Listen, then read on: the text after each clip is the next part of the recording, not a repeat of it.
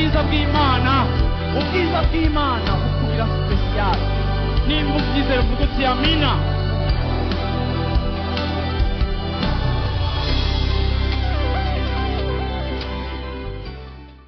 No musi shaka kumera nk'ubandanya canke numva ashaka gushimikira ku kintu numva kimeze nk'ukuremesha canke gutera intege abantu, ariko kandi nshaka kuvuga muri ano majambo muri kino gitondo gushaka kubibutsa ko Imana yacu ibaho. Haleluya. Imana yacu irabaho, Imana yacu irakora, Imana yacu irahindura. Haleluya. Hari igihe mu buzima bwawe uriko uraca mu gihe kigoye c'ibigeragezo canke c'intambara, hari igihe uterwa no gukekeranya kudasanzwe. Ariko kandi uno munsi ndashaka kukubwira ku bijanye n'ubutunzi uri mu ntambara zawe. Hari trésor mu bihuhusi vyawe. Haleluya. Hari ubutunzi mu bihuhusi vyawe. Mu bisanzwe ibihuhusi by'ubuzima bwacu iyo bije, Satani arashobora kubikoresha mu kugusambura, nk'uko Imana ishobora kubikoresha mu kukwiyereka. Ubiravye tumenya Imana tugakurira. Hari ikintu muhinduye kuri mikrofone yanje mu bisubizo ko yari imeze mu mpaye volume nyinshi, siko? Hari igihe mu buzima bwacu iyo turiko turaca mu kigeragezo, ico kigeragezo Satani arashobora kugikoresha akadusambura cane, nk'uko ico kigeragezo Imana ishobora kugikoresha kikatwubaka cane. Ugerageje ariko murakubagana, muratanguye. Iyo volume mwanyongereje nimwe mwavyishe. Ureje ndakeneye gukontrola mikrofone yanje, muzongurire mixer yanje yo nga control mikrofone yanje. Uko nk'ibi ndiko ndavuga live, abantu muri hanze Yesu ashimwe cyane. Ivyuma ndibisezerana. Okay. Iki rero ndashaka ngo tucumve neza. Musubira kunyongera volume mfise nyinshi, mfise otu ikwiye, siko? Kandi zijya buffer ntoya cyane cyane musubira kuzimamo volume. Okay. Nuko rero bakunzi bahije. Ibigeragezo nyene, kandi iminsi yose mvuze ibigeragezo mikrofone yanje ikigira problem. Afa pase navuze ibigeragezo bya Abraham, mikrofone igira ibibazo. Iyo mvuze indi sujet nta bibazo igira, siko? Sinzigera niciba. Ariko rero nako ndavuga ngo kenshi urahura n'abantu bariko baraca mu bihe bikomeye, ukabaremesha, ukababwira Imana, ukababwira ivy'Imana izokora. Ariko iyo uriko urabibabarira ukabona kwa kure yuko hari igihe umenga umuntu yumva umenga ibintu uriko uramubarira, uriko urabivuga kubera uri pasteur, cyangwa uriko urabivuga kuko ugomba kumuremesha cyangwa ugomba kumutera intege. Ariko ndashaka kubabwira ngo Imana tuvuga irabaho kandi irakora. Yesu ashimwe cyane. Maze iminsi kandi mwarakoze, urazi ko je nkunda intahe. Rimwe hari igihe bingora, hari intahe usanga z'imitwaro tuba twarasengeye cyangwa abantu twasenganye, ugasanga by'ukuri n'ibibazo bigoye, bimwe bikaba ari n'ibibazo biri privé. Hari n'abantu bumva ko n'intahe zabo ziranagora kuzana kuri podium kuko ziba zivuga ibintu cyane cyane muri societe zacu zitoya, abantu bose bazinanye, haba hari ibintu bigoye kuvuga. Ariko nubwo intahe zimwe zitaba zoroshe kuvuga, ndashaka kubatera intege udatinya gushinga intahe bikenewe, canke ku bantu bakwegereye, canke gushinga intahe ukavuga ubukuru bw'Imana utagiye muri detail. Kuko nukuri no musi muri kino gitondo ndashaka guserebra, ndashaka gushimira Imana ibitangaza by'Imana biri hano muri ino nzu, ibintu Imana ikora, ibintu Imana ihindura, ibintu Imana yishuramo, ibintu Imana itabaramo abantu. Ndashaka kubishimira Imana no musi muri kino gitondo. Haleluya. Kuko Imana yacu iri réel, iri vrai, si migani, si bitabo, irabaho kandi irakora. Mu minsi yahera nariko ndigisha mvuga ku bintu bya Abraham, ibintu bine, ibigeragezo bine ubuzima bwe bwaciyemo. Ariko ndavuga umuntu mu nyuma natashe mu gikorane arambwira ngo ndagukeneye ndagushinga intahe, yariko akurikirana ubutumwa kuri internet. Arambwira ati nariko numviriza message ndiko ndibrosa mu kiyo ngira nje gusenga ahantu muri Europe. uravuga ijambo cyane numva buno nyene Imana irambohoye agahinda, numva umenga ni ikintu kimvuyemo, numva Imana irakijije umutima wanje, numva Imana irambohoye, ndavuga ni pasteur ategereza kumva intahe, aca mbwira ibihe yaramazemo igihe kirekire. Ndavuga nti Imana ndagushimira kuko ijambo ryawe rirafise ubushobozi, naho ryo bariko riraca mu nsinga rikaba riko rica hehe, ijambo ry'Imana rirafise ubushobozi bwo gukiza no guhindura. Haleluya. Ejo naraje nicara ngaha ku mugoroba, mara hafi amasaha atari make, abo twahuye yari Joel na Fiston baje gusengera ngaha, nabone bizanye ukwabo, fata umwanya wo kumviriza intahe z'ibintu Imana yakoze, numviriza intahe abantu Imana yagiriye neza. Mu minsi yahera turi muri Europe muri fin y'umwaka, naganiriye n'umuntu, ntitwanaganiriye kuko ivyari byoroshe ko tuganira, ariko ari mu kibazo gikomeye, mvayo najewe atanukwizera mfise ko Imana izohindura situation yiwe. Urabona hamugenda ugasohoka ahantu ukavuga uti byari byo byose ibi bintu sinzi ko ari kizovamo. Ariko ejo nafashe umwanya wo kumviriza témoignage yiwe, ibintu Imana yamukoreye. Ndavuga nti nukuri Imana yacu, n'ibintu byananiranye, n'ibintu byapfuye, n'ibintu byaboze, n'ibintu binuka, n'ibintu byahwereye, Imana irashobora kubigira bizima, Imana irashobora kubizura. Haleluya. Muri kino gitondo ndaje kuvuga ngo Imana yacu ni nziza, Imana yacu irakomeye, Imana yacu irahangana. Yesu ashimwe cyane. Ari umwaka wo muri Life Center twigeze kubaho, ari umwaka tuvuga ko ari umwaka w'intahe, aho twavuga ngo aho ijambo ry'Imana rivuga ngo bamuneshejeje intahe. Haleluya. Burya intahe zacu ni force inesha Satani. Yesu ashimwe cyane. Ndashimira Imana rero muri kino gitondo ivyo Imana ikora, ariko ndashaka kwankuraje umuntu wese ari hano hantu. Hari inyifato ushobora kugira mu bintu uri kuracamo, iyo nyifato ikagufasha yuko ikibazo cawe gicika ressources zawe. Ikibazo cawe kirashobora kugucikira isoko ryo kumenya no kurahura ivy'ubumana. Canke ikibazo cawe kirashobora kugucikira inkota iguhohosha. Sinzi ko muranyumva. Hari abantu usanga muriko muraca mu bihe bikomeye, muriko muraca mu bihe bigoye, uravyumva? Ariko inyifato uza kugira mu bihe bigoye uri kuracamo, iyo nyifato nimba ari inyifato y'ukwizera, Imana iraza gukoresha ikibazo cawe kugira ngo igukomeze, ikwiyigishe, ikwihishurire. Ndashaka kubabwira ko si kenshi Imana itwihishurira turi muri école biblique, si kenshi Imana itwihishurira turiko turasoma Bibiliya ngo iduhishurire ibintu byinshi, ariko ni kenshi cyane Imana itwihishurira mu ntambara zacu no mu bigeragezo byacu. Yesu ashimwe cyane. Abashaka gukura muri ngaha, Yesu ashimwe cyane. Abashaka kumenya cyane Yesu muri ngaha, Yesu ashimwe cyane. Yandabamenyesha ko pourcentage nini ya ingene Imana izobiyigisha, izobigishiriza mu bibazo muzo muri ko muraca. Udashaka gukura rero, cyangwa ushaka gukura, bienvenue le problème. Siko kuko ibibazo byanje ni podium y'Imana ikorerako. Nibuka kera naho ransenga nkabona Imana ndashaka gukura, ndashaka kumenya, rimwe nkaca mu muriro, naca muri uwo muriro nkabona Imana birashusha, Imana ikanyibutsa ngo none ushaka gukura. Nabwo ni yego, tuvuga ati ndiko ndagukuza rero. Buhoro buhoro ukagenda ugira gute? Kuko ndiko ndavuga ibi bintu. Ndiko ndavuga ibi bintu kugira ngo n'igihe uba watewe cyane, ukaburemerewe cyane, niwemere ijwi rya Satani limentena icimviro cyo kwihebura muri wewe. Hari n'igihe uba watakaje ukwizera, ukaba ukeneye ko hari abandi bantu bavuga bo hanze, ukaba ukeneye kumva amajwi yacu.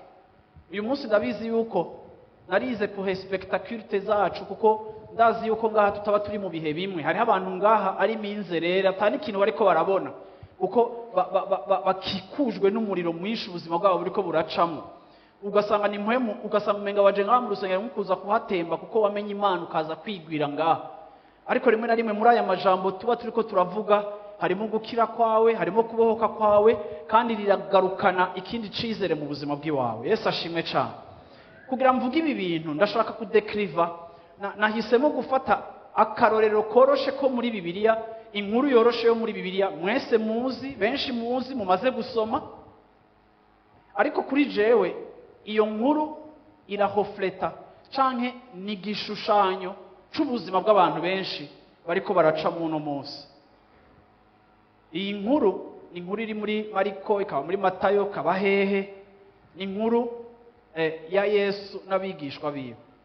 Iyi nkuru ndashaka kuyikuramo ubutunzi buke buyirimwo canke bwinshi bivaye n'umwe wese, ariko ndashaka kuyikuramo ibintu bike nakuyemwo uno munsi muri kino gitondo bituma ugomba kugira ukuraba ubuzima bwawe, bivaye naho uri kuraja, bivaye n'ico witeze ku Mana, bivaye n'ico wizeye ko Imana izokora mu buzima bwawe, bivaye n'urugendo rwawe rwo gukurikira Kristo, bivaye n'urugendo rwawe rwo kujana n'Imana. Urugendo rwawe rwo kujana n'Imana rurafise ibintu rucamwo, rurafise aho uca, urafise n'ibyo uhura nabyo. Iyi nkuru rero iri muri Mariko igice ca 6 44. Mariko 6:44 turaza kugeza kuri 49. Umutwe w'amajambo uno munsi uravuga ngo gutinya Imana nibwo butunzi bwawe. Gutinya Imana nibwo butunzi bwawe, canke mu Gifaransa navuze ni la crainte de l'Éternel est ton trésor. Niho ukura ubushobozi bwawe, gutinya Imana. Ndaza gutraduza rino jambo. Okay, Mariko 6:44 ushaka kuri 48. Abariye iyo mitsima barabaga 5,000. Uza goreza 52. Uwo mwanya agobera abigishwa biwe ngo batambukire mu bwato bitangire kujabuka hakurya y'i Betsaida, aheze gusezera rya shengero. Ahejeje gusezerana nabo avayo aduga umusozi gusenga. Bwagorovye bwa bwato bushitse mu idamba, ariko we yari musozi wenyene. Abonye ko batamijwe no gusoza, kuko umuyaga wari ubaturutse imbere ku muteramyi agira 4, aza aho bari agendesha amaguru hejuru ku kiyaga yagira abarengane. Ariko babonye agendesha amaguru hejuru ku kiyaga, bagira ngo ni gihume, batura ubuku. Bose baramubona basimbwa n'umutima, ariko uwo mwanya arabavugisha ati, humura ni jewe, nimureke gutinya. Aratambuka aja mu bwato barimwo, umuyaga uraca, barumirwa cyane mu mitima yabo, kuko batatahuye ibya ya mitsima, ariko imitima yabo yari ikomantaye. Haleluya, amina. Iyi nkuru itangura itwereka ingene Yesu yarahejeje gukoresha imikate n'udufi duke akagaburira abantu 5,000. Abantu 5,000 tudaharuye abagore n'abana. Ugize ibiharuro abantu baravuga bati birashoboka ko aba bantu bashobora kuba ari abantu bashika 200,000. Yesu ahejeje kugaburira mu buryo bw'ibitangaza, kandi iki gitangaza Yesu yarahejeje gukora, yarahejeje gukora mu maso y'abigishwa biwe. Bari bahejeje kubona ikintu gikomeye Yesu ahejeje gukora. Ariko kuri uyu murongo wa 45 biravuga ngo Yesu amaze kugira gute, amaze gukora ico gitangaza, abantu bagafungura bagahaga, abwira abigishwa biwe ngo nimugende mu bwato. Mu Gifaransa bakoresheje Thème nziza, baravuga ngo il les obligea.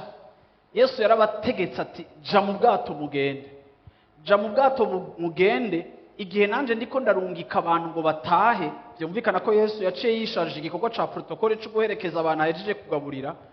Ariko abwira abigishwa bati fata ubwato mugire gute, mugende hakurya, mugende mu gisagara ca Betsaida. Abategeka kugenda, ababwira ati ni mugende. Nukuvuga ngo Yesu ntiyabahaye option, ntiyababwiye bavyimvire ko Yesu yaravuze ati genda, nimugende. Mu yandi majambo turabona abigishwa bamaze kurungikwa, tubona Bibiliya ntitwereka detaye, ariko tubona barumviye, barumviye kuko Yesu yavuze, kandi nibaza yuko bari baratojwe muri ubu buryo. Baheje kubona igitangaza gikomeye Yesu yakoze, ndibaza ko bari baratojwe muri ubu buryo bwo kumwizigira no kumugirira confiance. Ababwiye ati ni mugende, bumva bagomba nyene kugenda kuko Yesu agize gute, abarungitse. Ariko usomye kuri 46 ngo Yesu amaze kubarungika wewe acagenda ku musozi, hagufata urugendo nabo, ariko wewe ngo agira gute, afata urugendo aja ku musozi atangura gusenga. aja kurondera Imana, aja kuvugana n'Imana. Ariko muri uyo mwanya we yagiye gusenga, abigishwa bo bafashe urugendo, bariko baragenda, bariko barasoza, bari mu bwato, bagiye i Betsaida, kandi igisagara bariko barajamwo bakigiyemwo kuko Imana yabategetse kukijamwo, bagiyeyo par obéissance. Hari igihe kenshi mu buzima abantu b'abakristo tuzazanirwa tukibaza ibibazo, iyo ubona ko wowe ico wakoze wagikoze ari Imana yakikubwiye. Hariho conception abantu kenshi usanga bafise, canke iciyumvira abantu benshi usanga bafise mu buzima bwabo, ukavuga ngo kuko ndiko ndakora ivy'Imana ishaka, kuko ngiye aho Imana intumye, kuko ndiko ndakora ivy'Imana yambariye. Hariho abantu kenshi mu buzima bwabo basosiya canke bafatanya ibibazo bariko baracamwo no kumvira kwabo. Ariko ndashaka kubwira umunsi muri kino gitondo, si minsi yose ibibazo ucamwo bifatiye kukumvira canke kutumvira kwawe. Ndashobora kuba ndiko ndumvira Imana, ariko Imana ikemera ko ibigeragezo biza mu buzima bwanje, canke k'ibitero canke k'ibingwanya biza mu buzima bwanje. Si kubera ndiko ndaca mu muriro nca ntangura kwibaza ko ntahagaze neza mu Mana, kugeza nawe usanga umuntu ariko arakubaza ngo je ngo ntegeza kuba ari ikintu ntihanye. Kumbeho bari ikintu nibagiye kwihana. Reka ndabibutse kwanza, Mpwemwera ni watwibutsa, ni wadukonvenka do peshe. Mu bisanzwe Mpwemwera ni watwibutsa kwihana. Mpwemwera ni wavugira mu mutima wacu akatwibutsa ko turi abanyabyaha, hari ibyo dukeneye kwihana. Ariko kenshi iyo ikibazo cawe caje ugerageza kurondera ico utatunganije n'Imana, ariko kenshi ico urondera ugashakisha ukakibura nuko atakihari. Ntugafatanye na rimwe kandi ntukagire umugenzo wo gufatanya urugendo rwawe rw'Imana no kumvira Imana, ntukabifatanye n'ibigeragezo uri kurahura navyo. Ababigishwa tubona ngo Yesu yarabarungitse aja gusenga, ariko bobo abarungika bafata ikiyaga, ariko kandi tukabona yuko tugeze hagati mu nzira y'urugendo rwabo, bamaze kugenda ku 47, haravuga ngo hagati mu ijoro, bamaze amasaha menshi bagenda hagati mu ijoro, igihe ubwato bwabo bwari bugeze hagati mu kiyaga, Yesu nawe wenyine yasigaye ku butaka asenga. Ariko kandi ku murongo wa 28 havuga ngo abona yuko bafise ikibazo gikomeye, kubera byari byanse yuko bagenda imbere, kuko bariko bahangana n'umuyaga uza muri sens iri contraire yaho bariko baraca. Kuri 48 bavuga ngo kwisaha ya kane canke à la 4e veille, mu Kirundi bahise gute? Kumuteramyi agira kane. Kumuteramyi agira kane. Kumuteramyi agira kane. Kumuteramyi agira kane. Aha ugerageje kuvyiyumvira, Yesu yararungitse abantu, uru rugendo rwari rurerure, Yesu yararungitse abantu, kandi n'ivyigwa birerekana ko Yesu ashobora kuba yarungitse abantu. Urabona iyo umuntu arungika abantu ngo batahe, ntaba ari mwijoro cane. Ariko wimvire ko kuva atarirukana abantu yabanje kwirukana abigishwa. Abigishwa ngo bageze ku muteramyi agira kane, uravyumva, iyi saha ni saha iri hagati ya saa 9 z'ijoro na 6h du matin. No kuvuga ngo hagati ya saa 9 ni saa 12 zo mu gatondo, bageze hagati mu mazi, birumvikana ko bamaze amasaha menshi bariko baragenda. Nimba urugendo rwabo rwatanguye saa 1, nimba urugendo rwabo rwatanguye saa 2, hageze 3h du matin, urumva yuko aba bantu bamaze umwanya muremure bariko baragenda. Ariko kandi bariko baragenda ngo haza umuyaga w'igihuhusi utangura kumera nk'utera ubwato bwabo, ku buryo batashobora kuba bacavansa, ahubwo batangura kugira gute? Batangura gutekerwa n'ubwoba. Haleluya! Batangura gutekerwa n'ubwoba kuko ubwato bwabo bari barimo bwagomba kugira gute? Gusambuka. Bariko bagwana n'umuyaga, bariko bagwana n'amazi abatera, bariko bagwana n'amazi ashaka kwinjira muri ubu bwato. Ndashaka uyu munsi umenye yuko ababigishwa turiko turavuga bariko bategwa n'aya mazi menshi, ukugenda kwabo bari bagiye bumviye Yesu. Rero ndashobora guca mu bigeragezo, ndashobora guca mu kintera, kandi ndiko ndumvira. Sinca ntangura gukekeranya ko noba ntumviye, sinca ntangura gukekeranya yuko noba numvise nabi, sinca ntangura gushakisha ngo ndondere ibyaha nakoze.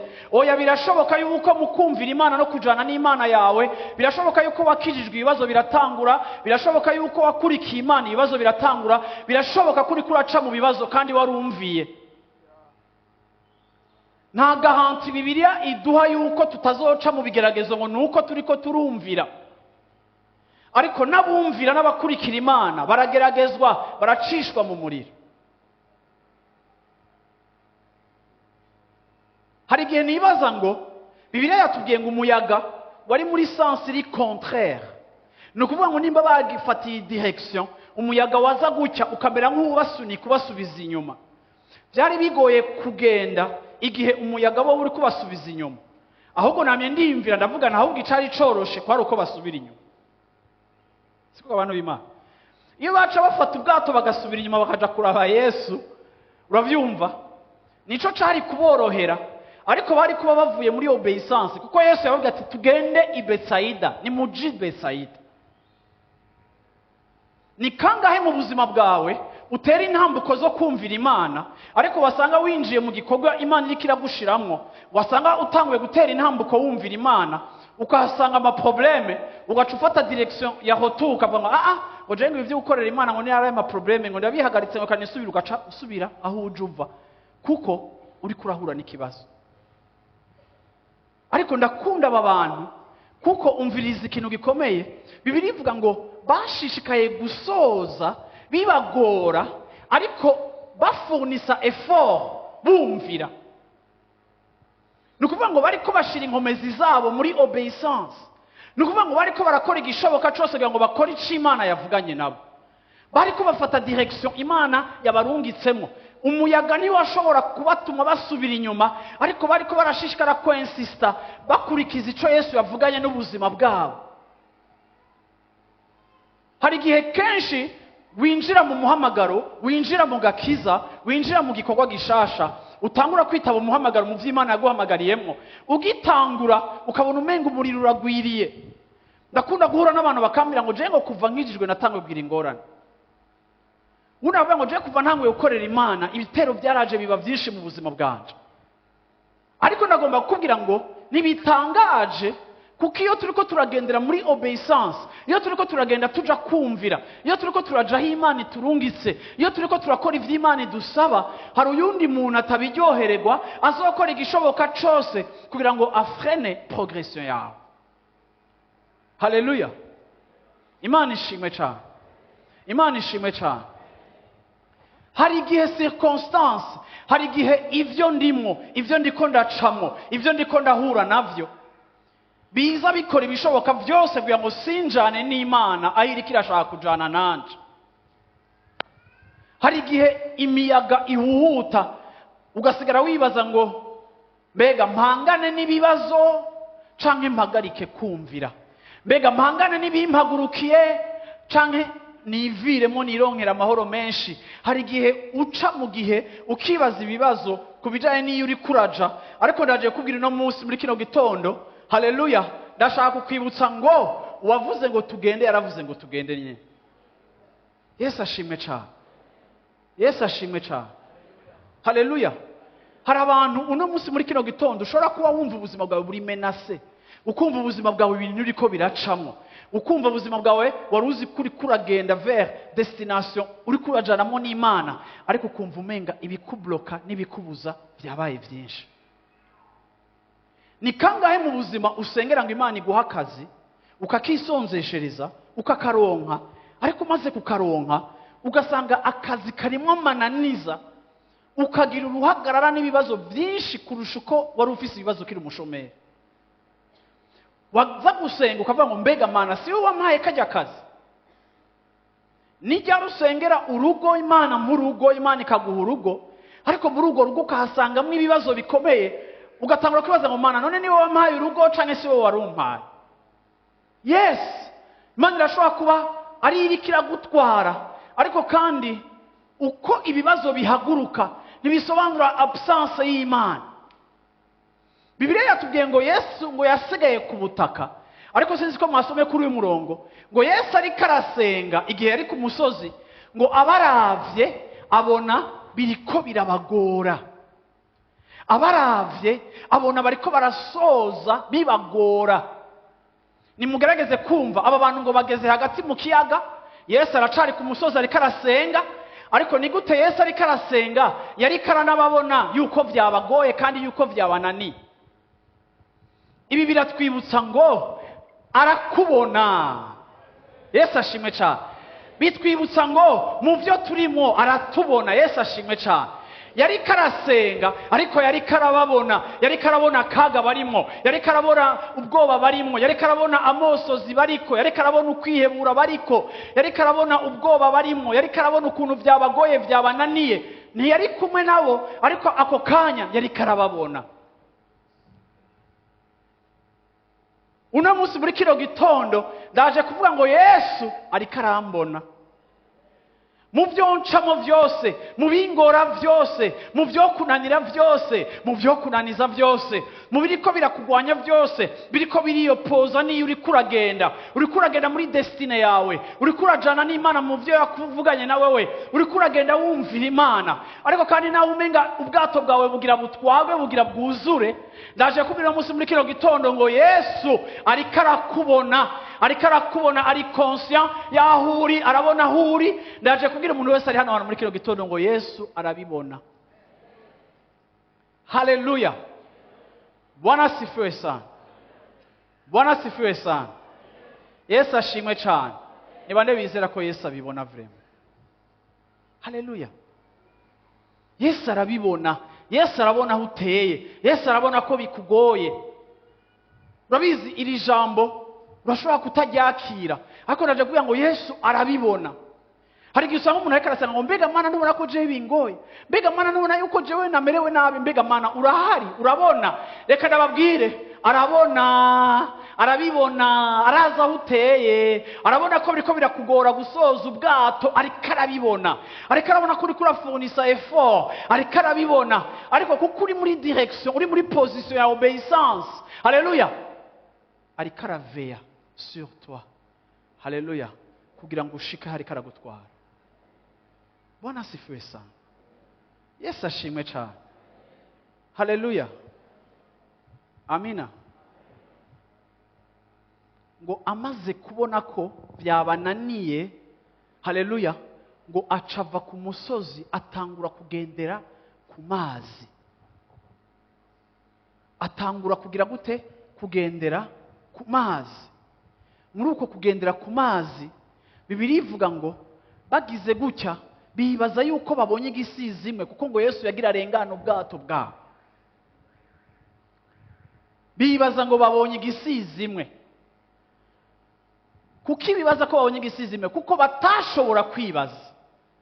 Ntibashobora kwibaza yuko ngene amazi yabasaranye agira bamenera ubwato, agira batume bahambwa muri yo, agira batume bapfira muri yo. Ntibashobora kwibaza na gato yuko Yesu ashobora kuza kubasanga atambukira kuri ya mazi nyene ariko arabateza ibibazo. Yesu ashimwe cyane. Yesu ashimwe cyane. Hari igihe turiko turasenga tugerageza kwiyumvira ngo mbega Imana izonyishura gute. Hari igihe uri kurasengera ikibazo cawe ugerageza kwivuga ngo mbega Imana izobikora gute. Hari ibintu byinshi dusengera mu buzima bwacu dushaka Imana idushikanako, ukavuga ngo mbega Imana izobishikanako gute, izobihera he. Tukiyamiza tugatangura kwiyumvira ingene izobikora. Mbega izoca he, izoca kurinde, izobikora gute, mbega izompiki, mbega izobigenza gute. Bihora bibashikira mu kibazo ingene Imana izobikora. Yo, muramwibaza ingene izobikora, muragowe. Umviriza ingene bikora nimushobora kubimetriza. Yesu ashimwe cyane. Ntidushobora gutahura ingene izobikora, ntidushobora. Umviriza, ndakunda Imana kuko hari igihe muranibaza ko Imana mu ijuru imeze nk'umuntu akina amaje, uravyumva. Hari igihe, umviriza vraiment, abigishwa Bibiliya ivuga ngo bari buzuye ubwoba, bari babona bapfuye. Bamwe bariko barabona enterrement yabo, abandi bariko barabona aho bazohambwa, abandi bariko barabona ikiriyo cabo n'amahema yubatswe. Erega hari igihe uvisualiza ukabona urupfu, ukabona ibintu byapfuye, ukabibona, ukabiviva, ariko imbere y'uko upfa gatoya. Aba bantu amazi yarabishe, amazi yarabamaze. hama Yesu nawe aca azira kuri ayo mazi nyene. Yesu ntiyafata ubundi bwato ngo abushire mu imoteri nyaruka, uravyumva, bwirukanke. Yari gushobora no gucreya ubwato bwo muri no myaka, agacreya yacht ifise speed ya 200 km/h ikaziguruka hejuru y'amazi. Oya, Yesu ntiyaje gucyonye, ahubwo Yesu yazananye y'amazi nyene, yayandi ariko arabatera ubwoba, yayandi agiye kubica. Yesu yayagize inzira yiwe, yo yayagize veicule yiwe, yayagize imodoka yiwe. Hari igihe Imana ikoresha ibyagira bikwice bigacika imodoka yayo ya déplacement. Bwana sifiwe sana. Yesu ashimwe cyane. Haleluya. Yesu ashimwe cyane. Ndaje kubwira muri kino gitondo ngo ntibizokwica, ariko bizocika imodoka yo kuzana Imana yawe mu buzima bwawe. Bizoba igikoresho Imana izokoresha kugira ngo ikwigishe yuko ico wibaza ko cyo kwica yo yigitambukirako. Arategeka hejuru y'ivyaremwe byose.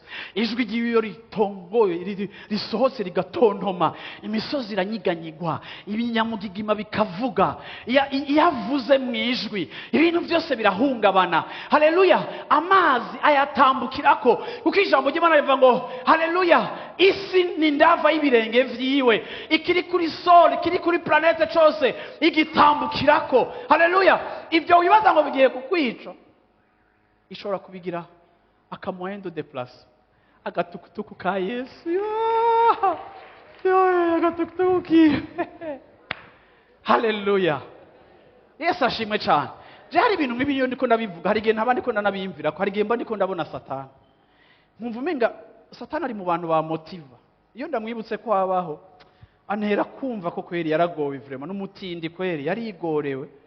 Ni hamwe Bibiliya batubuje kumutukana kumutuka vraiment, ariko kandi yarigorewe. Haleluya. Bantu b'Imana muri ngaha, umviriza ico ari cyo cyose umwasa ariko arakoresha wibaza ngo ivyawe biraheze. Ndaje kubwira ngo ico nyene nico Imana igenderako. Nico gituma navuze ngo ibigeragezo vyacu, haleluya, ibigeragezo vyacu, Yesu ashimwe cyane, nivyo biri mu trésor yacu. Intambara zacu nizo ziri mu butunzi bwacu. Imiriro yacu, haleluya, yari ijejwe kuduhitana, niyo tumenyera mu Imana. Abashadrake na bameshake bakamenya ko Imana yabo ishobora guhagarara mu muriro ikaboneka. Ivyo wonye udaciye mu muriro ntabyo uzopfa ubonye, ntuzopfa unamenye ko ari Imana yo mu muriro. Uzomenya ko ari Imana yo mu muriro ubanje gushika mu muriro ikagusangayo, ugacuvuga uti tiens mejeje kukudekuvura mu yindi aspect. Hajya ukorera mu muriro ukawicaramo, ushobora kwiyasimila au feu. Haleluya. Yesu ashimwe cyane. Yesu ashimwe cyane. Abantu mufise ibibazo, Yesu ashimwe cyane. Abantu bari mu muriro, Yesu ashimwe cyane. Abantu bafise ibihusi mu buzima bwabo, Yesu ashimwe cyane. Yesu ashimwe cyane. Ndaje kubera ngo sigitangaza ibyagushitseko canke ibyo kuracamwo, kuko nabigishwa igihe bari mu gihe nk'ico bibaza ko bapfuye, umukiza wabo yazananye n'ikibazo cabo, atambukira ku kibazo cabo. Aba bantu bari bagiye kwicwa n'umuyaga, bari bagiye kwicwa n'amazi akorokera mu bwato bwabo akabwuzuza. Ayo mazi nyene yaragiye kubica, niyo mazi nyene umwami wabo yaje agenderako. Haleluya. Kugira ngo abereke ngo umviriza n'aya mazi bibaza ko ari yagiye kumeta fin à votre vie. Aya mazi nyene na jewe ndayakontrola, ndayagenderako, ndahindura la loi de la nature. Iyo nje kubatabara, haleluya, icari kubica kigacika igikoresho canje. Yesu ashimwe cyane. Yesu ashimwe cyane. Yesu ashimwe. Ugomba guhindura ingene ubona ibigeragezo byawe. Urashobora kopta ku ruhande rwo kwidoga no kwiramanta, ariko kandi urashobora kuhabonera Yesu ngo bagize gutya bamubonera abashikiriye ngo bibaza ngo ni gisizi imwe. Hama Yesu acarababwira ngo ni mureme. Yababwiye gutashitse bose baramubona basimbwa n'umutima, ariko uwo mwanya arabavugisha ati humura, ni jewe, nimureke gutinya. Haleluya. Humura, ni jewe, nimureke gutinya. Yesu ashimwe cyane. Aca barungikira ijambo. Ariko murazi ikintu gitangaje muri iyi histoire. Mbe murazi yuko Yesu amaze kubavugisha igihuhusi kitaciye gihera. Ndakunda gukina kwere theatre. Gerageza mwimvire urwamo rw'ayo mazi, muhora mubibona muri film. Amazi akorokeramo pya, ibindi bikorokeramo pya. Hama nabone bakaraba bakabona ikintu kimeze nk'igisizi mu bati kijya coco ni kiki. Uravyumva Yesu agacavuga ati nimuhumure. Ntiyabivuze buhoro. Uravyumva ko hari urwamo, nimuhumure ni jewe. Ariko bikaguma bisara. Haleluya. Umviriza. Hari ikintu Imana yantahuje muri iyi nkuru. Hari ikintu Imana yanyigishije muri iyi nkuru. Umviriza ndayikubarire ngo hari igihe imbere y'uko Imana ihagarika ibihuhusi ibanza kuguha ijambo. Yesu ashimwe cyane.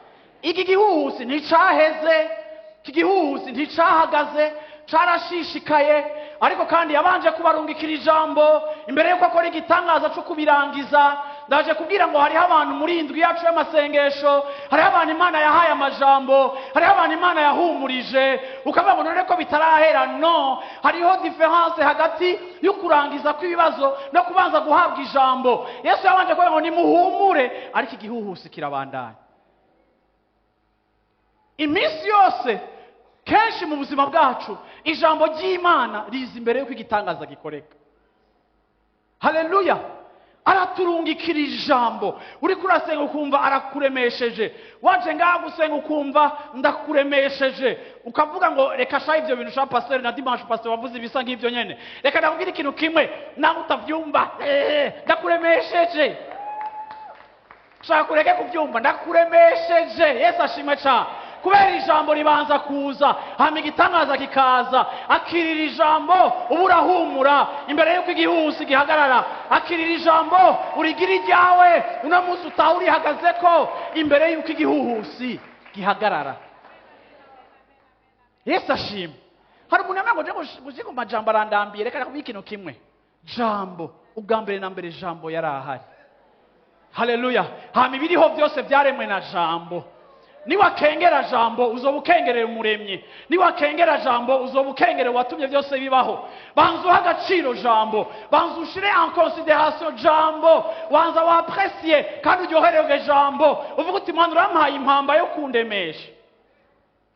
Jambo yaje kuri Eliya ahunga Yezebeli. Imana ntiyabwira Eliya ngo Yezebeli ndamugutabaye, ariko jambo avyura Eliya, aramugaburira pendant 40 jours, aramugaburira iminsi, aramubwira ati fungura ugende. Imana ntiyareje kumukemurira ikibazo cyari kikihari, ariko Imana yabanje kumuha jambo.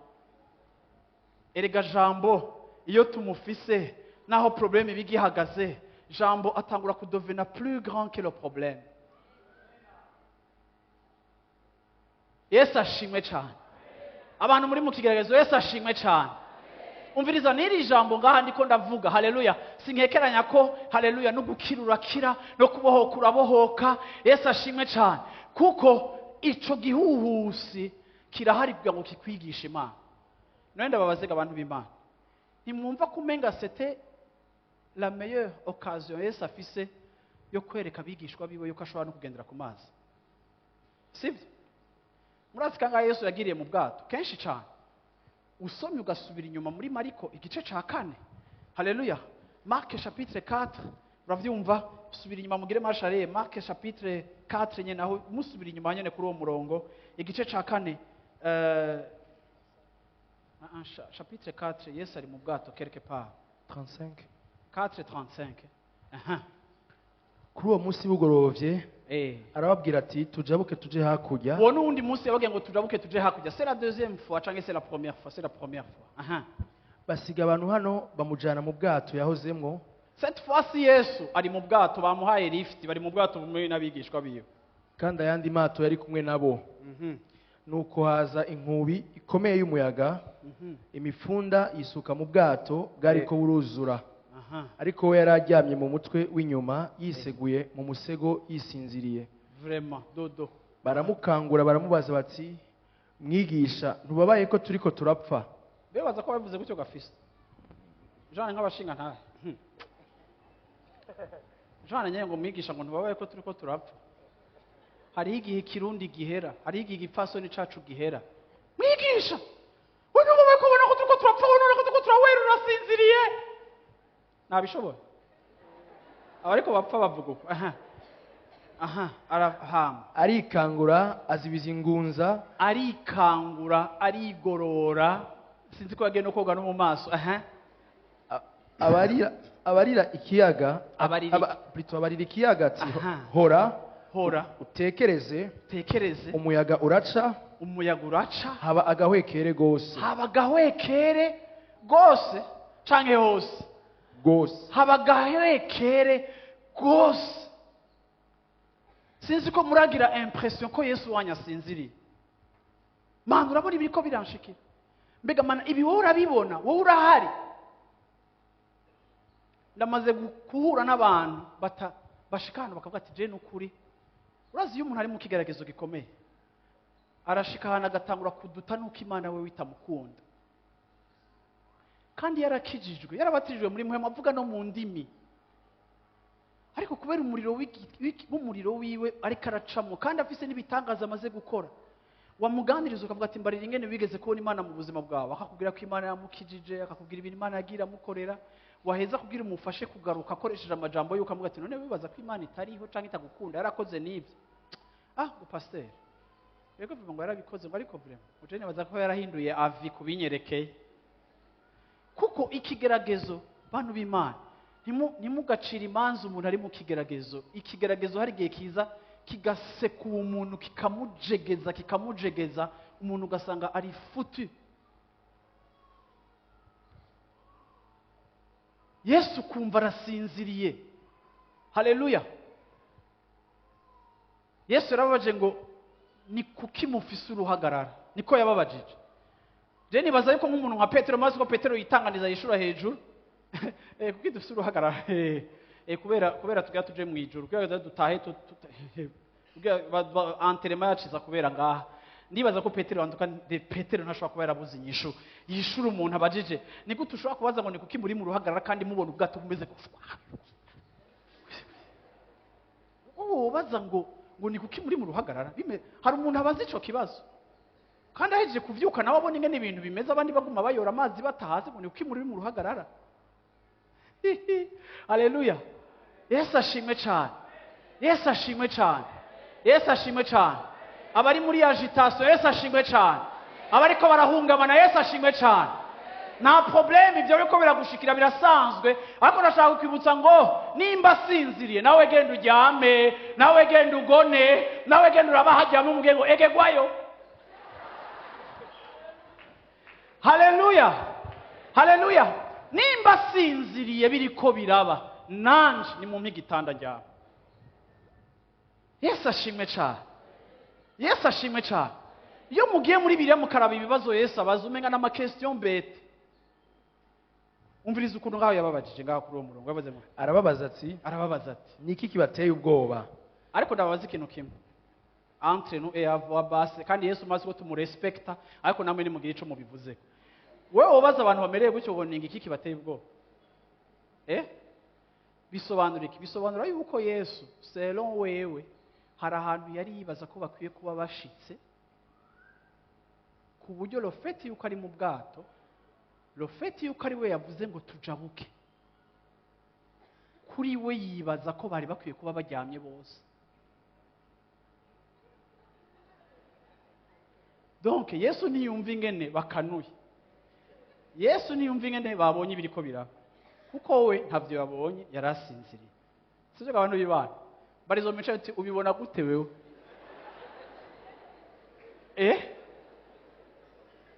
Mbega kubera iki muko murabiraba? Haleluya. Kubera iki muriko murabiraba? Kubera iki muko muravyimvira? Kubera iki muko murabishera? Kubera iki muko muravyiyokipa? Yesu ntiyabajije ikibazo kitumvikana. Yesu yabajije ikibazo bifatiye kuri standard ya foi yibaza ko abigishwa biwe bari bakwiye kuba bagezeko. Kuko urugezo rwanje rwo kwizera ruradetermina urugezo rwanje rwo kwifata mu matempete. Tempête izokwama yitwa tempête, igihuhusi kizokwama citwa igihuhusi. Yesu ashimwe cyane. ibyo uri kuracamo ndabyita igihuhusi, ndabyita umuriro, ndabyita ibigeragezo, icyo ari cyo cyose wobyita, ibyo bizokwama bihari. Ariko mbega umuntu w'Imana arashobora gusinzira? Yesu ashimwe cyane, Yesu ashimwe cyane, Yesu ashimwe cyane.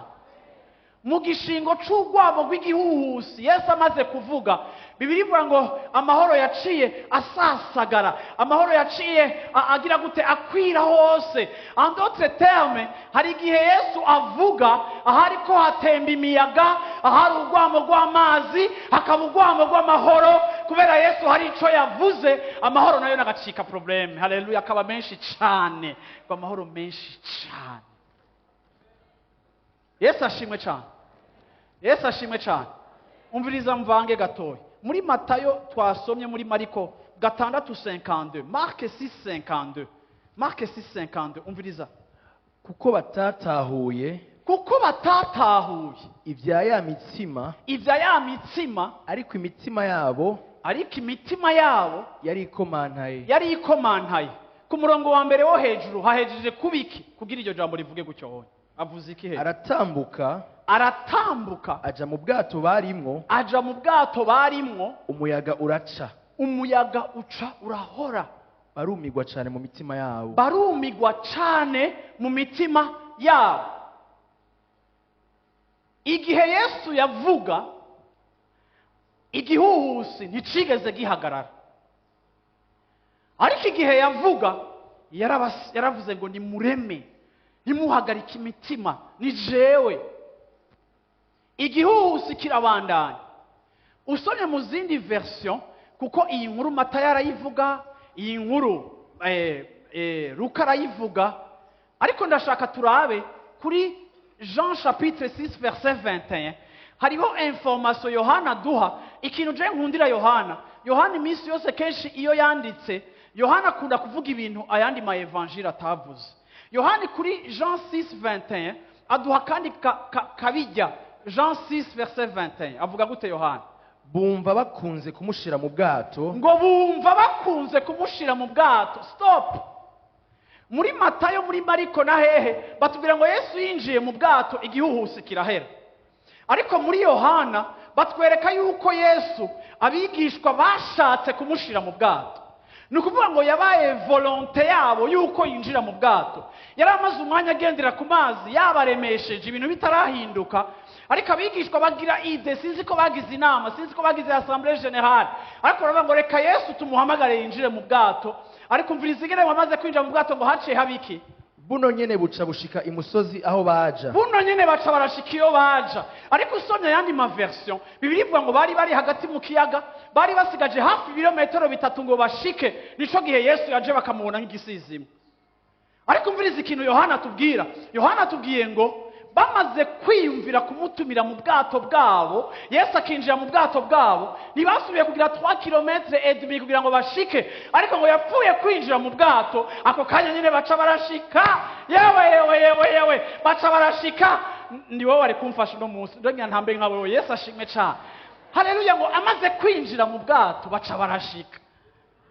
Yesu ashimwe cyane, Yesu ashimwe cyane. Byaciye bihera, byaciye birangira, baciye bahagera, baciye bisanga ku butaka, juste yuko badesize kumutumira. Yesu ashimwe cyane. Ubwa mbere yabasangije ijambo bibi bihambaye, ariko mu nyuma baravuga ngo ingo tubane. Kuko reka ndababwirega abantu b'Imana, mu bibazo byacu twinjira en relation avec Dieu. Imana yacu turasangira ibibazo, dusangiye na Kristo imibabaro yiwe, kuko dusangira ibyo kuzuka. Iyo dukominya n'Imana mu bibazo, tukayireka ikinjira muri situation zacu, haleluya, ico gihe igihuhusi n'igihagarara gusa nk'uko Mariko yatubariye, ariko n'urugendo rurarangira. Yesu ashimwe cyane. Sinzi ko muriko muranyumva. Yesu ashimwe cyane, Yesu ashimwe cyane. Dufise Imana y'imigenderanire, dufite Imana y'ubusabane bwacu na twebwe, dufise Imana iyo twinjiranyemwo, iyo tuyemerere ikaza mu byacu, haleluya. Ibyahora bidutera ubwoba biri kure, ariko iyo tuvuze ngo Mana ndibutse ko uhari, ndakonsidere presence yawe, ndibutse muhemu yera, ndaje gusabana na muhemu yera mu masengesho no mu kubana nawe, ico gihe uwo watumiye arabikamya byose, arabizimya byose. Yesu ashimwe cyane, Yesu ashimwe cyane, Yesu ashimwe cyane, Yesu ashimwe cyane. Ndaje kubwira uno munsi muri kino gitondo ngo peu importe ikintu uri kuragwana naco, icyo ari cyo cyose kiguhanze, icyo ari cyo cyose kiguteye ubwoba, icyo ari cyo cyose kiguteye kumva uri mu ruhagarara, ndaje kubwira ngo ni Imana y'ijambo, ni Imana y'imigenderanire. Irakeneye kwinjira mu bwato bwawe, irakeneye kwinjira mu cyumba cyawe, irakeneye kwicarana na wewe, irakeneye kubana na wewe igihe igihuhusi kikihari, kugira ngo abe ari igicecekesha, si no kugicecekesha gusa, abe ari nayo inagushikana. Haleluya! Kuko ari izi uri kuragutwara naho ikujanye, kuko Imana yacu iri speciale. Yesu ashimwe cyane, Yesu ashimwe cyane, Yesu ashimwe cyane. Haleluya! Imana ishimwe, Imana ishimwe, Imana ishimwe. Yo bantu b'Imana, sinzi urupfu murimo, sinzi ahantu mwicaye, sinzi igitutu cy'urupfu, sinzi umwiza murimo, sinzi obscurite murimo, sinzi aho ugeza, ariko ndaje kukubwira ngo muri ico kibazo cawe nyene niho uzomenyera Imana. Muri ico kibazo cawe nyene uzohakura inkomezi zo kunesha, ziri aho hantu nyene. Ndangiza ndabasomere Esaya ikintu yavuze. Esayi 33 verset 6. Uyu murongo ndashaka muze gutaha mufate mu mutwe. Esayi 33 verset 6. Mu bihe byawe hazobaho umutekano, hazobaho umutekano n'agakiza k'umurengera, n'agakiza k'umurengera, n'ubwenge no kumenya, n'ubwenge no kumenya, kubaha Uhoraho, kubaha Uhoraho nibwo butunzi bwawe. Mu Gifaransa kuri verset 6 aravuga ngo tes jours seront en sûreté. Iminsi yawe izoba iminsi y'ugutekana. Haleluya! Iyo ni Imana ibivuze. Iminsi yawe izobamwo umutekano. Bantu b'Imana, umutekano si absence ya épreuve canke y'ibigeragezo. Umutekano ni presence y'Imana mu buzima bwawe, gushika naho realite y'amahoro y'Imana acika couverture yawe, icika realite yawe, kurusha uko ibihuhusi byawe ari realite. Yesu ashimwe cyane, Yesu ashimwe cyane. Haleluya! Hamaca isezerano ntuze ya Siyoni, gisagara ca Siyoni agihira isezerano. Umviriza, aravuga ngo la crainte de l'Éternel, c'est là le trésor de Sion. Alléluia. La crainte de l'Éternel, c'est là le trésor de Sion. Bia akagace mu Kirundi. Kubaha Uhoraho, kubaha Uhoraho nibwo butunzi bwawe, nibwo butunzi bwawe. Mumfashire ijambo ko nje nza kurangiriza mbere ko ndarisigura ko gatoya 5 minutes. Umviriza, vuga uti kubaha Uhoraho nibwo butunzi bwawe. Subira muti kubaha Uhoraho nibwo butunzi bwawe. Ndababaza ikibazo, ninde yabwiye abigisha ngo nimugende i Betsaida? Ninde yabwiye abigisha ngo tujabuke hakurya? Kuko bubashe, kuko bakoze icyo yababariye, nibwo butunzi bwabo, niyo garanti yabo ko gushika bategereza gushika, kuko kugenda bari bajanywe nawe. Subira muti kubaha Uhoraho nibwo butunzi bwawe. Mu Gifaransa babikonjuze au futur bavuga ngo car la crainte de l'Éternel sera ton trésor. Niko bavuze, c'est là, hein? C'est là hajyanye niho hari ubutunzi bwawe. Sorry, uravyumva? Kubaha Uhoraho nibwo butunzi bwawe. Ndashaka kubivuga mu byumve neza. Kubaha Uhoraho nibwo butunzi bwawe. Aho ubutunzi bwawe buri, aho trésor yawe iri, byugariye mu kintu citwa kubaha Uhoraho. Subira muti kubaha Uhoraho nibwo butunzi bwawe. Fiston, subiramo 6:52. Marc 6:52. Ndabumvisha ingene Imana yumva ibintu. 6:52 twari twahasoma. kuko batatahuye ibya ya mitsima, kuko batatahuye ibya ya mitsima, ariko imitima yabo yari ikomantaye. munyumvirize abantu b'Imana, ndangiza kandi bibiri importe ibintu nshaka kuvuga. Abigishwa bari bahejeje kubona Yesu agaburira apepre abantu 200,000 bagahaga bagasigaza. Siko abantu b'Imana. Kenshi twibaza yuko kubona ibitangaza ari byo bikuza ukwizera kwacu.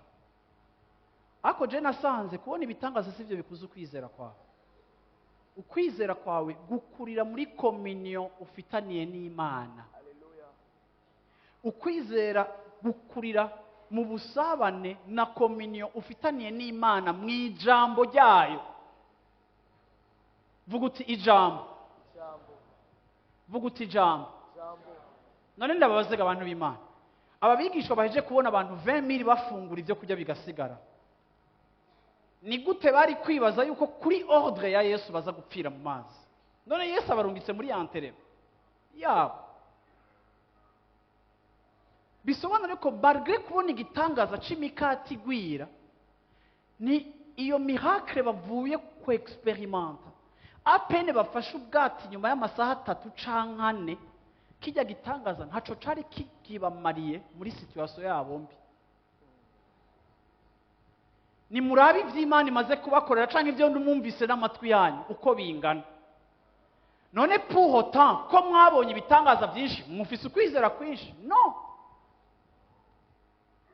Kuko kubona ibitangaza ntibidutuma twizera. Ariko guhishurirwa Kristo biciye mu busabane bw'ijambo ryiwe, bantu b'Imana.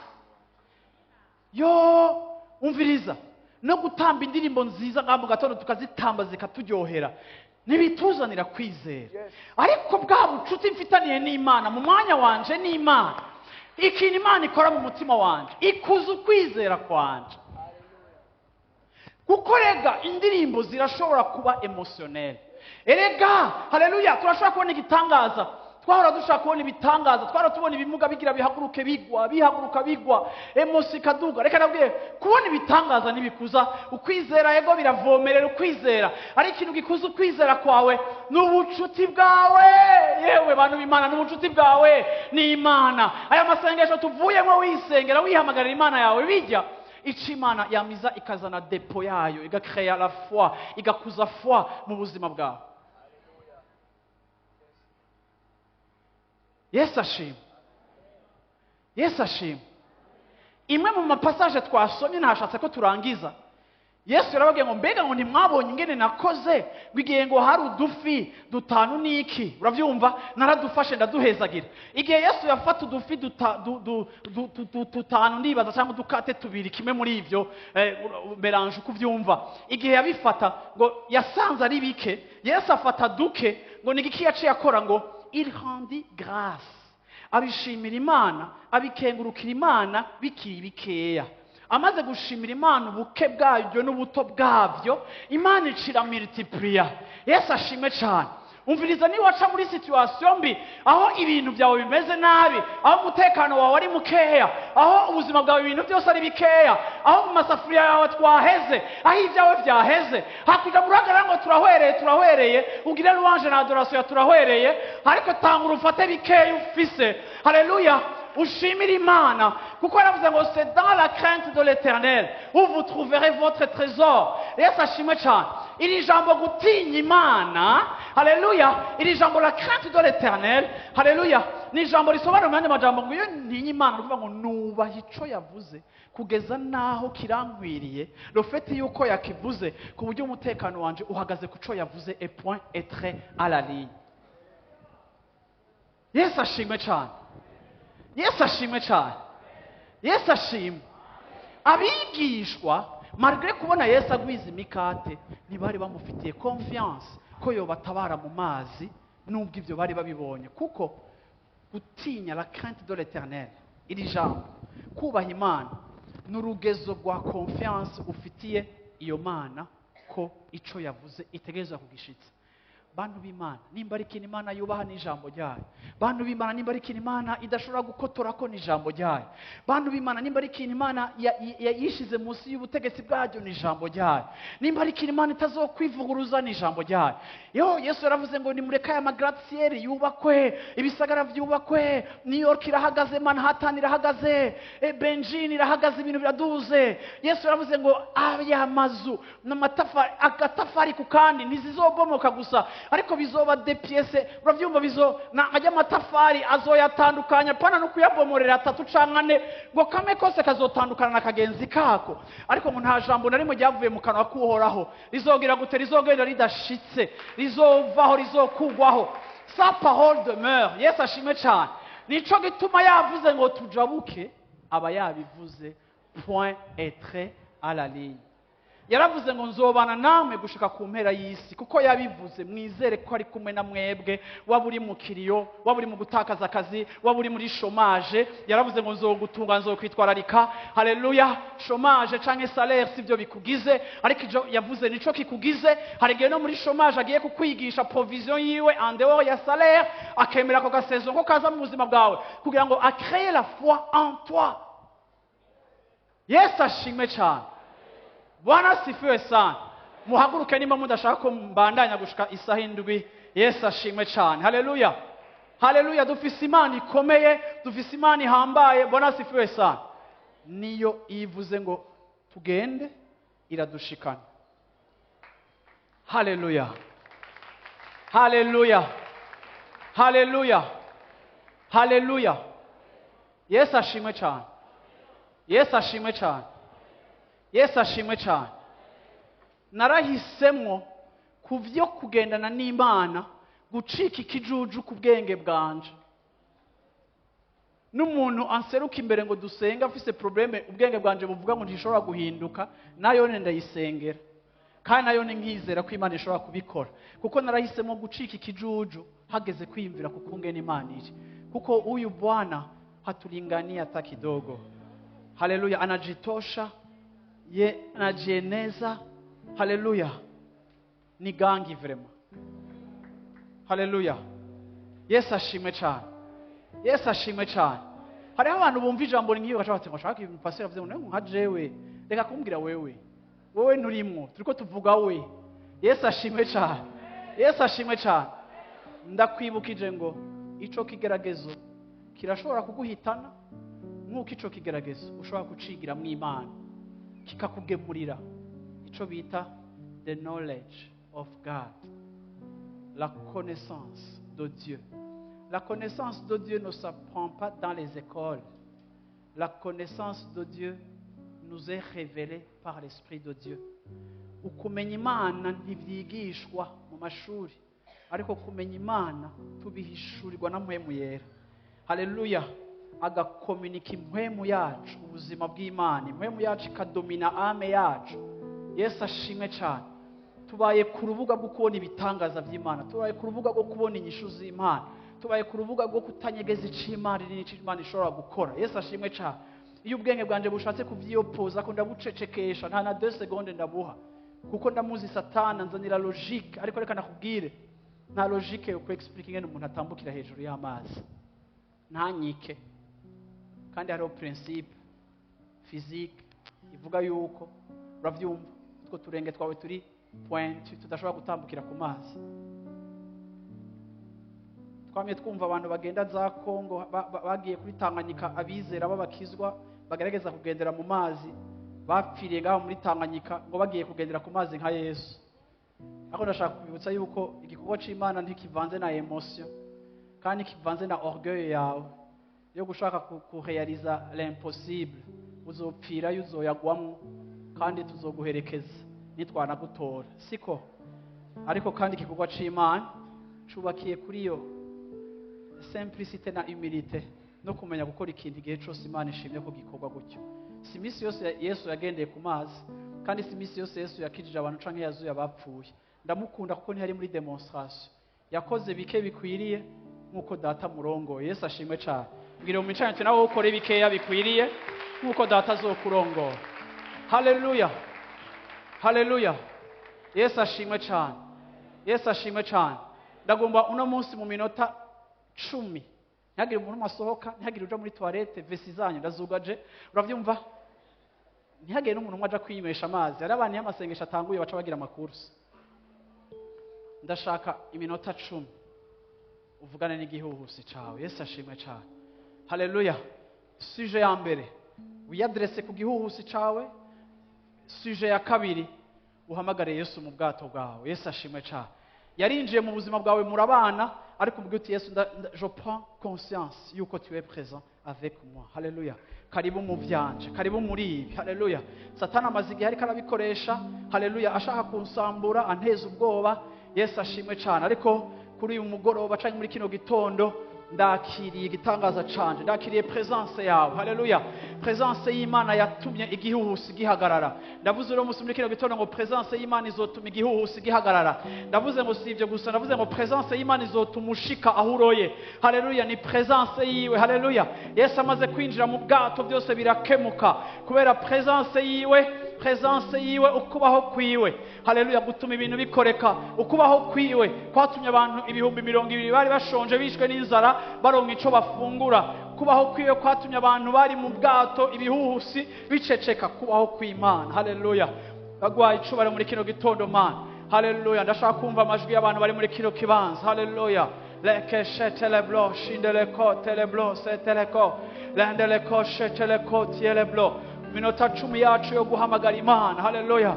Oh, ndaguhamagara Yesu muri kino gitondo mwishengero ryawe, mu bantu bari hano hantu bariko barahura n'ibihuhusi bitandukanye by'ubuzima bwabo. Ndakweretse abantu bameze mana nk'uko circonstances z'ubuzima ziriko zirababuza kuja iyo bababwiye kuja. Hariho abantu mana bariko barahura n'imiyaga iriko iragenda a contre courant, iriko irabiyopozako. Mana bateye intambuko bakumvira, bagenda bagukurikira, ariko mana yo mwijuru ibibakikuje bitangura guhinduka, bitangura kuba muri situation idashoboka, iri invivable, experience zigoye, ziri pénible mu buzima bwabo. Ariko biravye basanga baragukurikiye, biravye basanga bariko batambukira mu nzira zawe, biravye basanga barakwakiriye nk'umwami n'umukiza, biravye basanga baraguhaye ubuzima bwabo. Ariko mana rimwe na rimwe ntibaparvene gukomprena igituma imiriro, ibihuhusi n'ibibazo bibakikuje vyabaye vyinshi. Ndaje muri kino gitondo uko dukoranye n'ishengero ryawe hano hantu mana, tugushimira, tugukengurukira mana yo mwijuru. Ndakweretse abantu bari hano hantu, ndakweretse ibihuhusi biri mu buzima bwabo, ibihuhusi mu kazi, ibihuhusi mu magara, ibihuhusi mu miryango, ibihuhusi muri proje zabo, ibihuhusi mu magara yabo. Ndakweretse ibyo bihuhusi byose, ndakweretse ibyo bihuhusi byose, ndakweretse ibyo biriko birababuza kwavansa byose. Ndavuze ngo mwabihuhusi mwe, haleluya, nimwumve ijambo ry'Imana. Mwabihuhusi mwe, nimwumve rya jwi riduhumuriza ngo nimutinye ni jewe, nimutinye ni jewe, nimutinye ni jewe. Erega umenga niwe yabikoze, erega umenga nibigomba kuvuga ko ariwe yabipermese, erega umenga bigomba kuvuga yuko abikontrola. Ndavuze ngo wagihuhusi we, ndavuze ngo ugomba kuja munsi ya control, ndavuze ngo ugomba kuja munsi ya control. Wagihuhusi c'ingwara ndagukankamiye muri kino gitondo, wagihuhusi c'ingwara ndagukankamiye muri kino gitondo, wagihuhusi c'agahinda ko mu mutima ndagukankamiye muri kino gitondo, wagihuhusi c'ikiriyo, haleluya, ndagukankamiye muri kino gitondo, wagihuhusi cyo kwihebura no kuzazanirwa ndagukankamiye muri kino gitondo. Wagihuhusi we uri kurabuza umuntu w'Imana kuja Imana imurungitse, ndaguhagaritse, ndaguhagaritse, ndaguhagaritse, ndaguhagaritse, ndaguhagaritse. Umviriza ijwi rya papa, umviriza ijwi rya tata buja, araguhagaritse, aravuze ngo cereza, aravuze ngo hora. Hallelujah. Hallelujah, hallelujah, hallelujah, hallelujah, hallelujah, hallelujah, hallelujah. Je commande, hallelujah, je commande aux tempêtes, je commence au flot de la mer, je commande à toutes choses, je commande à toutes sortes de circonstances qui s'élèvent et qui va contre ma direction. Je m'oppose à toute opposition du diable qui essaie de me faire obstacle dans la destinée, dans la conduite, dans mon obéissance envers le Seigneur. Je m'oppose à toute forme d'opposition. Mu izina rya Yesu Kristo, mu izina rya Yesu Kristo, ndahanganye n'ikiriko kiraguhanga, ndirukanye ikiriko kiraguhanga uko waje umeze kose. Ndavuze ngo ndahagaritse, ndavuze ngo ndahagaritse, ndavuze ngo turahagaritse ico gihuhusi. Ubwo rwamo ruriko ruravuga, ubwo rwamo ruriko rurumvikana. Iyo ntambara yahagurutse, iyo ntambara yavyutse, iyo ntambara yiyadukije, iyo ntambara ivumbutse, iyo ntambara idodoye, iyo ngwara yizanye, ubwo bwansi buhagurutse, ico kibazo gihagurutse. Haleluya! Ndavuze ngo wakibazo we, ndavuze ngo wakibazo we. Hari uwavuze ngo tujabuke, hari uwavuze ngo tujabuke, hari uwavuze ngo tugende, hari uwavuze ngo tugende hakurya. Ko yavuze, haleluya, ko yavuze, yavuze, ko yavuze, yategetse. Haleluya, haleluya, haleluya. Ni mumwe muri piano dusenga, mumwe muri piano indirimbo ivuga ngo ategetse. Haleluya, ategetse birakoreka. Haleluya, ategetse birakoreka. Mfasha dusenge abantu b'Imana, mfasha dusenge abantu b'Imana. Ndizera ko muri kino gitondo hari abantu Imana igomba kubohora, hari abantu Imana igomba kubohora. Haleluya, hari abantu Imana igomba gutabara, hari abantu Imana igomba kugenderera, hari abantu Imana igomba guhindurira. Twarabasengeye muri indwi, twarasenze mu gihe cyacu cy'amasengesho. Ndaje kubwira ngo hindura ingene urabe ikibazo cawe. Haleluya, iyo ategetse biraba. Haleluya, iyo ategetse birakoreka, iyo ategetse biraba. Haleluya, iyo ategetse birahinduka. Ndavuze ngo mu izina rya Yesu Kristo, reka akore ikintu gishasha mu magara yawe. Haleluya, reka akore ikintu gishasha mu magara yawe. Ndagomba unamusi muri kino gitondo turiko turasenga, mbere yuko tuja kurangiza wongereko kwiri sengesho uvuga uti Imana ndahaye ikaze presence yawe, ndahaye ikaze presence yawe. Ingo mu vyanje papa, ingo mu vyanje Mana, ingo mu vyanje Mana. Iyindi minota 3 imbere yuko duheza, ingo mu vyanje Mana. Ndagutumiye mu bwato bwanje. Haleluya, sigomba kukurabira kure Yesu, sigomba kukurabira kure Yesu, sigomba kumva umenga uri kure, sigomba kumva uri hakurya yanje, sigomba kumva umenga uri hirya gose, ariko ndagomba kukumva hafi Mana, ndagomba kukumva hafi Mana. Oh, viens papa, viens papa. Ingo mu bwato bwanje, ingo mu circonstance yanje, ingo dusangire, ingo duhagararane, ingo duhagararane, ingo dusangire. Injira Yesu, ngo abigishwa ngo babiravye, ngo basanga ni vyiza yuko bo mutumira. Haleluya, natwe muri kino gitondo ni waramuhamagaye, warahamagaje abantu, waratabaje, warirukanse, warateye amashida abantu, ariko harageze kumukonsidera, ukamuhamagara ukavuga ngo ngwino papa, ngwino Yesu, ngwino Yesu, ngwino Yesu, ngwino Yesu mu byacu, ngwino muri sante z'abana bacu, ngwino muri sante financière zacu, ngwino mu byacu Mana, ngwino mu byacu, ngwino mu maproje yacu, ngwino mu masoko yacu, ngwino mu magara yacu, ngwino hafi Yesu, ngwino hafi. Yes! Yes! We. Haleluya, muhamagare, muhamagare. Mbere yuko tuja muri indirimbo muhamagare. Ariko munyemerere nimba hari n'umuntu ari ngaha muri kino gitondo atarakira Yesu nk'umwami n'umukiza. Wowe uri ngaho ukaba utarakira Yesu mu buzima bwawe nk'umwami n'umukiza w'ubuzima bwawe, ndaguhamagaye wowe uze ngaha imbere tugusengere kugira ngo wakire Yesu. Niba ashobora gucecekesha imifunda, niba ashobora gucecekesha ibigeragezo n'ibikugwanya ibyo aribyo byose, ariko agomba kwinjira d'abord mu buzima bwawe. Nimba utaramwakira nturabe ikintu na kimwe, niwitambukire uze ngaha imbere. Ndafata umwanya wo kugusengera, ndafata umwanya wo kugusengera wewe kugira ngo uhe Yesu ubuzima bwawe, umwakire mu buzima bwawe. Wowe utarakora ico gikorwa, ndaguhamagaye uzi igihe abandi bariko barasenga, uze wakire Yesu, uze uhe ubuzima bwawe Yesu. Nimba uri ngaha muri kino gitondo uze ngaha turagusengera. Haleluya, haleluya, haleluya, haleluya, haleluya. Yategetse, haleluya. Ni question yuko atanga ordre yiwe. Haleluya, haleluya. Biratungana. Sinzi ukubigenza, sinzi n'ukubikora,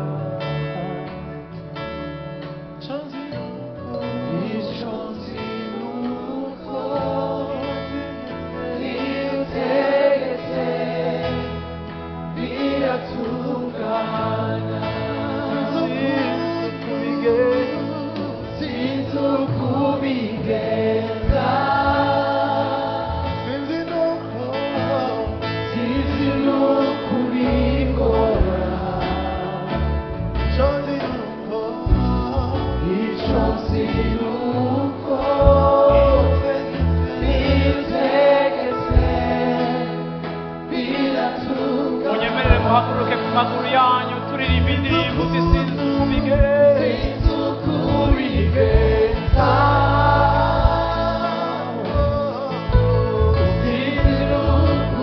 Ntidukeneye kumenya ingene abikora, ariko ico tuzi ni kimwe. Ico nzi ni uko ivyegetse biratungana. Hari ukuntu